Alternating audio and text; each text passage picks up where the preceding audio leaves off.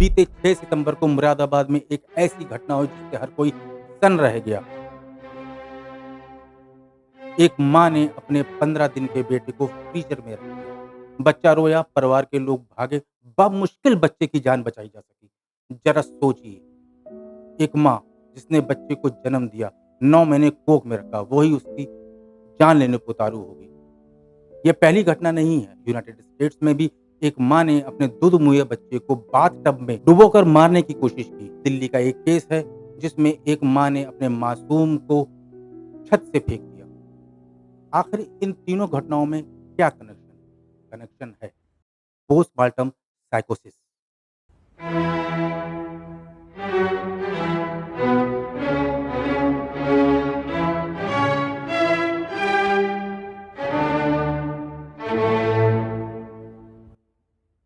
ख्यालों की धुंध में कुछ भी साफ नहीं दिखता, मैं हूं या नहीं, यकीन नहीं होता। कुछ इसी मनोस्थिति से जुड़ी है ये दुर्लभ बीमारी।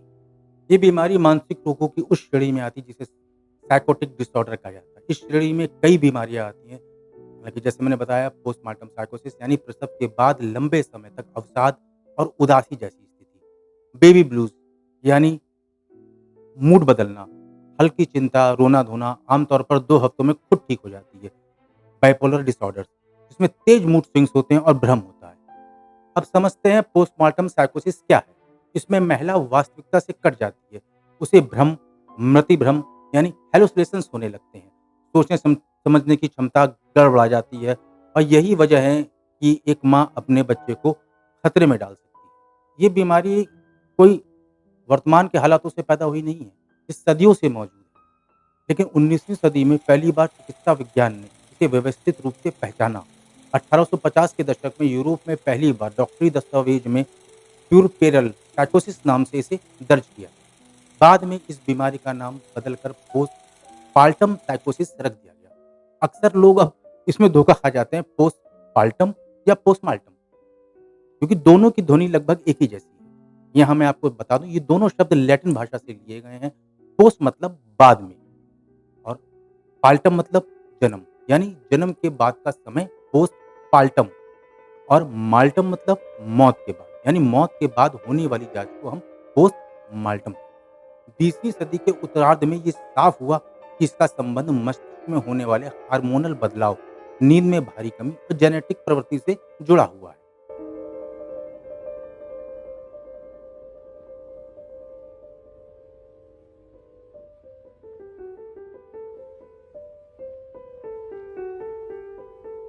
जो सब पहले तो ये वही जैसे अभी तो मुझे ये पहली बार मालूम कि हुँ। पोस्टमार्टम साइकोसिस जो है एक कॉमन बीमारी, अब तक तो मुझे मालूम था कि ये रेयर बीमारी है। थोड़ा-सा इस पे आप डॉक्टर साहब बताइए सरल शब्दों में कि पोस्टमार्टम साइकोसिस किस तरह से हम समझें इसको?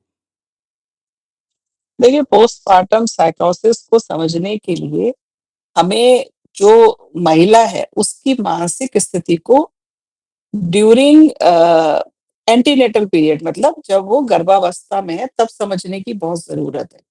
जी, अक्सर ऐसा देखा गया है कि कुछ जो महिलाएँ हैं, वो अ, अगर डिप्रेशन, बाइपोलर डिसऑर्डर या और भी कोई मानसिक बीमारी से ग्रसित हैं, दे आर मैनेजेबल मतलब ट्रीटमेंट की कोई ज़रूरत नहीं है, बट हाँ, ग्रसित हैं। तो क्या होता है कि जैसे-जैसे लास्ट ट्राइमेस्टर आता है ना, जी, जी। 8th-9th मंथ तक आते-आते उनके व्यवहार में चेंजेस देखने को मिलते हैं और वो चेंजेस कई बार अननोटिस्ड भी रह जाते हैं, कई बार नोटिस भी करते हैं, तो लगता है कि भई अभी परेशानियाँ हैं बहुत, फुल टर्म है, इसलिए ये सारी दिक्कतें हैं। जी, जी। लेकिन जब डिलीवरी हो जाती है, जी, उसके 2-3 दिन से लेके 15 दिन के अंदर-अंदर आपको घरवालों को वो सिम्पटम्स दिखने लगते हैं, जैसे घबराहट हो रही है, नींद नहीं आ रही है या ओवरथिंकिंग हो रही है कि मैं जी। कैसे करूँगी? मैं तो बच्चे को कैसे पालूँगी? मैं फीड कैसे कराऊँगी इसको? मैं तो नहीं कर पाऊँगी। मतलब अपने में वो कॉन्फिडेंस ही नहीं कि वो बच्चे को लुक आफ्टर कर सकती है। या फिर कई बार क्या होता है कि धीरे-धीरे ये जो सिम्पटम्स हैं ना, जी, वो भ्रम में बदलने लगते हैं कि जैसे कुछ आवाज़ें आ रही हैं जैसे वो हेलुसिनेशंस जैसा जाग हो। जाए, हैलुसिनेशंस जी, या जी, जी। हैलुसिनेशंस होने लगते हैं। डिप्रेशन भी और बढ़ने लगेगा, कई बार एग्रेशन बढ़ने लगता है, इरिटेशन बढ़ने लगता है कि मतलब बहुत छोटी-सी बात है और उसपे उसका एग्रेशन बढ़ गया। तो जी, इस तरीके से हम ये नोटिस कर सकते हैं कि इसके व्यवहार में कोई चेंजेज़ है। जी, जो यहाँ सबसे इम्पोर्टेंट बात है कि अगर आप व्यवहार में चेंजेज़ नोट कर रहे हैं किसी भी जो किसी कहना भी चाहिए स्तर नई पर। माता है, नई जी, किसी भी स्तर पर तो आपको एटलीस्ट शेयर करना चाहिए, नहीं तो गायनेकोलॉजिस्ट से मिलें। गायनेकोलॉजिस्ट की जगह आप किसी साइकियाट्रिस्ट या काउंसलर या थेरेपिस्ट से मिलें। At least they can guide you in a proper way कि क्या ट्रीटमेंट उसमें होना चाहिए। अच्छा डॉक्टर साहब जैसे कि आमतौर पे होता ही है कि आफ्टर डिलीवरी जो है कि वैसे भी मानसिक स्थिति थोड़ी-सी महिला कमज़ोर भी होती है, तो वो लक्षण मिक्स अप भी हो जाते हैं कि ये लक्षण बिल्कुल अलग ही नज़र आते हैं। मतलब इसमें एग्रेसिव जैसे किस तरह से एग्रेसिव मालूम पड़ेगा कि महिला एग्रेसिव हो गई? ये कैसे हमको मालूम देखिए, पड़ेगा? ऐसे मालूम पड़ेगा कि अ, जब वो माँ बनी है, उससे जी, पहले नहीं थी इतनी एग्रेसिव, जी। अब हो गई है। अच्छा बात-बात उससे में पहले वो हाँ, ज़रा-ज़रा सी बात पे गुस्सा करना, चीखना, चिल्लाना जी। या बिल्कुल शांत हो जाना। तो ये भी हो सकता है, बिल्कुल शांत हो गई। अच्छा बिल्कुल तो बात ही नहीं करना। आपने हाँ, बिल्कुल डिप्रेशन में जिसे हम उदासी की बीमारी कहते हैं, तो उदासी में चले जाना। तो क्या होता है कि आप नोटिस करो कि पहले तो ये हँसती-बोलती थी, जी, अब ये शांत रहती है। पहले तो ये इतना गुस्सा नहीं करती थी, अब करती है। पहले तो बहुत खुश थी अपने बच्चे को लेके कि मेरा बच्चा जब इस दुनिया में आएगा, मैं ये करूँगी, मैं वो करूँगी, मैं उसकी केयर करूँगी, बट अब वो भी नहीं कर रही है कि उसको ओके। बच्चा आपके माँ के बगल में लेटा रो रहा है, जी, सबको जी। दिख रहा है रो रहा है, बट वो नहीं उठा रही है क्योंकि उसमें वो ज़ील नहीं है, वो हिम्मत नहीं है कि उसको उठाए। एक डर है कि मैं पता नहीं कैसे कर पाऊँगी, वो अपने विचारों में उलझी हुई है। मतलब उसको शायद रोने की आवाज़ भी उस तक नहीं पहुँच रही कि वो अपने ही विचारों में इतनी उलझी हुई है। तो इस तरीके की चीज़ें आप व्यवहार में परिवर्तन तो आराम से नोट कर सकते हैं।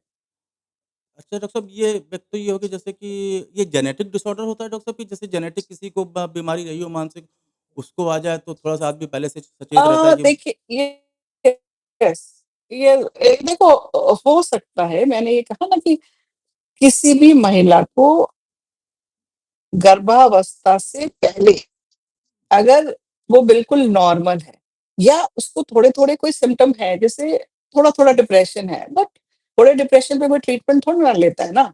जी, जी। तो उसे डिप्रेशन है, नींद नहीं आ रही है, भूख भी कम है, थोड़ी चिड़चिड़ी-सी हो रही है, बट इसी बीच प्रेगनेंसी हो गई।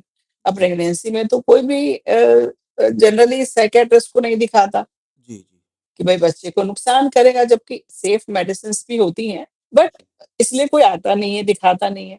तो ये सारी चीज़ें 9 महीने के अंतराल में बढ़ जाती हैं। जी। तो ये हो सकता है कि किसी को जनरली ऐसा ही होता है कि मानसिक बीमारी पहले से हो, अनडिटेक्टेड हो, अनट्रीटेड हो, तो जी, जी। उसको एकदम से जब पोस्टपार्टम साइकोसिस होती है, तो घरवाले भी समझ नहीं पाते हैं जनरली कि इसको अचानक से क्या हो गया। अच्छा वही थोड़ा-सा वो लेकिन उसी का रूप थोड़ा-सा बिगड़ गया। जैसे बिगड़ पहले से गया, ट्रेंड इसको था ऐसे उसमें। कह सकते जी, हैं। जी, जी, हुँ। जी। अच्छा डॉक्टर साहब जैसे इसके लिए क्या ट्रीटमेंट इसका कैसा है? कि थेरेपी है या मेडिसिन्स है या मतलब इसके लिए हॉस्पिटलाइज़ेशन होना पड़ता है? इसका वो क्या ट्रीटमेंट होता है इसका? देखिए ये तो डिपेंड करेगा कि जो पार्टम साइकोसिस है, उसका कितना स्तर है। जी, लेकिन इसका ट्रीटमेंट है, माँ और बच्चा दोनों सुरक्षित भी रहते हैं, क्योंकि आज इस तरीके की मेडिसिन्स हैं, जो बच्चे को नुकसान मतलब अगर आप लैक्टेशनल हैं, फीड करा रही हैं बच्चे को, तो नुकसान नहीं पहुँचाएँगी। लेकिन अ, आपको उसके लिए साइकियाट्रिस्ट तक पहुँचना पड़ेगा और अगर आप साइकियाट्रिस्ट के पास शुरू में नहीं जाना चाहते हैं, तो थेरेपिस्ट या काउंसलर के पास जाएँ, वो गाइड करेगा। लेकिन इसमें ट्रीटमेंट की आवश्यकता होती है, ट्रीटमेंट से माँ बिल्कुल स्वस्थ हो जाती है। जैसे कि जो भी अगर बच्चे को माँ दूध पिला रही है, तो मेडिसिन्स के 2 घंटे के अंतराल पे पिलाएँ। जैसे अभी मेडिसिन खाइए तो 2 घंटे बाद या 2 घंटे पहले। जी, जी, जी। तो जो बच्चे में इस तरीके की मेडिसिन का इफ़ेक्ट नहीं होता है। लेकिन हाँ, अगर हम ट्रीटमेंट कराते हैं तो इस तरीके की घटनाएँ नहीं होंगी कि कई बार आपने सुना होगा कि इवन माँ ने बच्चे का गला घोट दिया। जी, जी, जी, वो वही इतनी साइकोटिक हो गई, है ना? जी, इतनी साइकोटिक हो गई वो उसको ऐसा नहीं उसने जानबूझ के किया, उसे पता ही नहीं वो कर क्या रही है। उसको लग रहा है ये बोझ है। जी, ये वही मेरे जीवन में एक बोझ की तरह आ गया और मैं इसे हैंडल नहीं कर सकती। हाँ, मैं वही इसे पाल नहीं सकती। जी, वही यूनाइटेड स्टेट्स का मैंने 2001 का इसमें वो देखा कि एक महिला ने 5 बच्चों को जो है बाथ टब में डुबो दिया अपने। Yes, yes. तो बाद में रिग्रेट होता हाँ, है कि जब वो उस ट्रीटमेंट होता है और सही होती है तो उन्हें रिग्रेट भी होता है यार मैंने ये क्या किया? लेकिन हाँ, उस जो समय तो हो चुका उसको फिर रिवर्ट बैक नहीं कर सकते। लेकिन इस बात की अवेयरनेस बहुत आवश्यकता है। इस बात के लिए आप भी बधाई के पात्र हैं कि इस चीज़ को आप वीडियो कॉलिंग के रूप में ले रहे हैं। नहीं डॉक्टर साहब ये बहुत वरना ज़रूरी पेपर में और उसमें तो बहुत आता है। हाँ, क्योंकि थोड़ा-सा विज़ुअलाइज़ करके हम समझाएँगे चीज़ों को तो लोगों को मतलब यस, चीज़ डेफिनिटली। ज़्यादातर लोगों तक पहुँच सकेगी। अच्छा तो इसका स्तर इतना ज़्यादा खतरनाक हो जाता है कि महिला हिंसक इतनी हो जाती है कि मतलब कि एक मर्डर बन जाती है? Yes, yes. अच्छा वो खुद को भी अभी चोट ये पहुँचा सकती है? खुद ऐसा को भी भी है? पहुँचा सकती है। अपने को और अपने बच्चे को तो नुकसान 100% पहुँचा सकती है, अगर साइकोसिस काफ़ी बढ़ चुकी है तो। और घरवाले उस तरफ नोटिस नहीं कर रहे हैं और वो ध्यान नहीं दे पा रहे हैं या वो ध्यान दे भी पा रहे हैं तो समझ नहीं पा रहे कि हमें करना क्या चाहिए, अच्छा वो बच्चे को ऐसी दुश्मन कंडीशंस के में। तौर पे देखने लगती है मतलब अपना ये उसके यस, दिमाग में आने लगता है। वो दुश्मन के तौर पे देखती है, उसको उसको अपना बच्चा दिखता ही नहीं है। उसको लगता है कि पता नहीं एक मेरे ऊपर बर्डन आ गया है, मैं तो ऐसा मैं कई बार ना माँ तैयार नहीं होती प्रेग्नेंसी के लिए। मेरे पास ऐसे केसेस भी आते हैं कि okay, mother is not ready to conceive but अच्छा तो वो अंडर उसके दिमाग पे वो अंडरलाइंग डिप्रेशन चल रहा है। ओके, हाँ, ओके। अंडरलाइंग डिप्रेशन ऑलरेडी चल रहा है जी, जी। और तो अब वो she was not mentally prepared for the pregnancy. अब वो जी, कंसीव तो कर गई। ऑब्वियसली जब कंसीव कर गई तो घरवाले यही कहेंगे ना भई कंटिन्यू करो। बिल्कुल, डॉक्टर भी यही कहेगा कंटिन्यू करो। बिल्कुल। जब उस समय वो एक्सेप्ट नहीं कर पाती और ये पूरे 9 महीने वो एक्सेप्ट नहीं कर पाती है हाँ, वो कि उसको अंदर ही ये अंदर बर्डन ही लगता रहता है कि घुटती रहती होगी घुटती अंदर ही रहती है, घुटन होती रहती है, क्यों हो गया कि मेरे ये बाहर आया तो मैं इससे अब रिवेंज ले लूँ। साथ वो ऐसा दिमाग क्यों में हो गया? जी, जी, जी। यस। तो ये सोचते-सोचते इतना ओवरथिंकिंग हो जाती है, इतनी जो थॉट्स है ओवर पावर कर लेते हैं कि वो ये भूल जाती है कि मैं माँ भी हूँ। मैंने इस छोटे से बच्चे को जन्म दिया है, उसकी केयर टेकिंग मेरे भरोसे पे होगी, जी, ये जी। सब भूल जाती है। बस उसको छुटकारा पाने का एक थॉट चलने लगता है। हाँ, किसी तरह बस ये खत्म हो, बस, झंझट खत्म हो। जी, जी। हाँ, झंझट खत्म हो।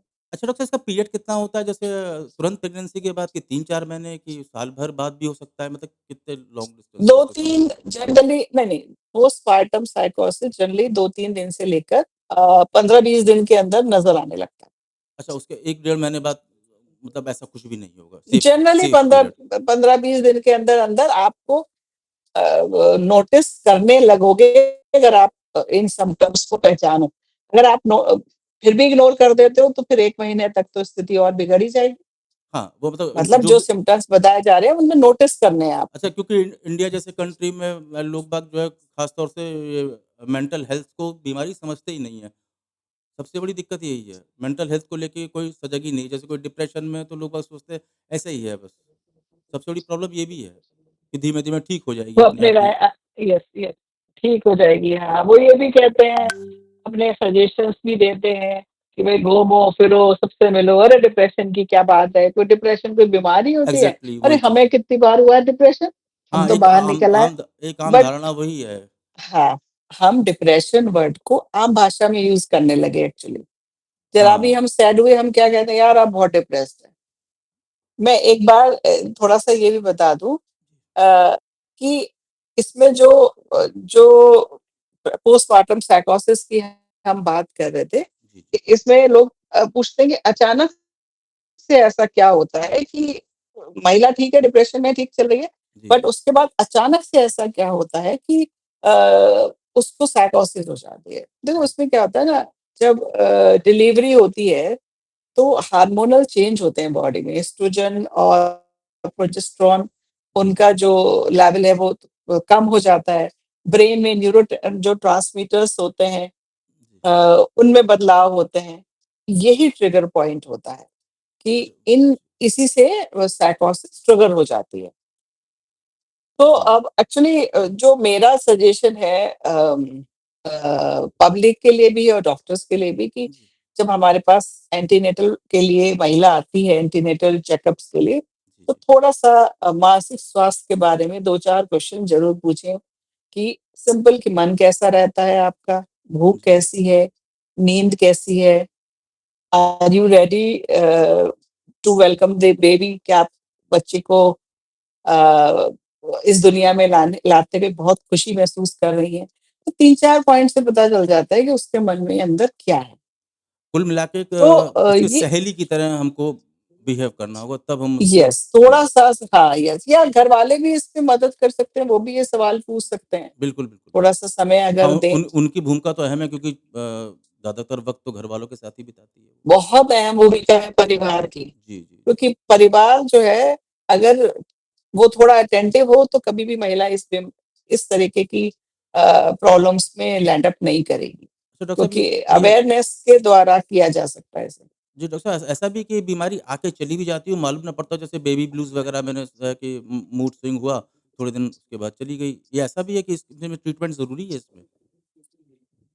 नहीं देखिए, ट्रीटमेंट किसी भी बीमारी का कब होता है? जब सिम्पटम्स अपने लिए या बच्चे के लिए हार्मफुल हो, ठीक है? जी, अभी ट्रीटमेंट कब है? अब बच्चा बगल में रो रहा है माँ के, वो इग्नोर कर रही है। ऐसे केसेज़ आते हैं और वो इग्नोर कर रही है। घर वाले आके कह रहे हैं, "भई बच्चे को भूख लगी है, फीड कराओ।" ठीक है? जी, जी। माँ को सुनाई नहीं दे रहा, तो क्या ये सिम्पटम नहीं है? हाँ, उस स्टेज पे ठीक, तो उसको बच्चे पहचानना ने पड़ेगा। सूसू पोटी कर दी है, वो जी, बच्चा रो रहा है कि भई गीला हो गया है, बट माँ ध्यान नहीं दे रही है। इवन माँ अपने खाने पे ध्यान नहीं दे रही है, उससे क्या ध्यान देगी? उसका ब्रेकफ़ास्ट या लंच या डिनर रख दिया, किसी ने घरवाले ने देखा नहीं, उसने खाया ही नहीं, रखा है। वो जी। बस लेटी हुई है और एकटक कहीं देख रही है, कहीं सोच रही है। हाँ, ये सब चेक पॉइंट्स हो सकते हैं जहाँ पर हम ये थोड़ा चेक पॉइंट्स हो सकते हैं, ये ना, जी, और जी। देखा है कि बात-बात पे रो पड़ी। अभी कोई बात नहीं है ऐसी, बट शी स्टार्टेड क्राइंग, जी, जी। या जैसे बताया बहुत एकदम से ज़रा-सा अगर हस्बैंड ने, माँ ने, सास ने कह दिया, "भई बच्चे को क्यों नहीं देखती हो?" आदमी कोई भी होता है ना, डाँट लगाता है पहले जी, जी, जी, जी। कि भई बच्चा रो रहा है, देखती क्यों नहीं हो? तो बहुत एग्रेसिव हो गई। हुँ, तो ये सब चेक पॉइंट्स हैं जब आप समझ पहचान सकते हो कि सकते हैं। ये नॉर्मल बिहेवियर नहीं है। जी, एक जी। माँ की तरफ, माँ का तो ये नॉर्मल बिहेवियर नहीं होता ना, जब बच्चा इस दुनिया में आ रहा है, तो वो कितनी खुश होती है, कितनी केयर करती है जी, ना? जी, जी। तो वो आपको भी समझ में आ जाएगा कि ये सामान्य व्यवहार नहीं है। अभी जैसे इस केस में भी जो 15 दिन के बच्चे को फ्रिज में रख दिया, जी, जी, जी। अब उसको ये सेंस नहीं था, उसने फ्रिज में क्यों रखा? बच्चा जी, बहुत रो रहा होगा। हुँ, बिल्कुल।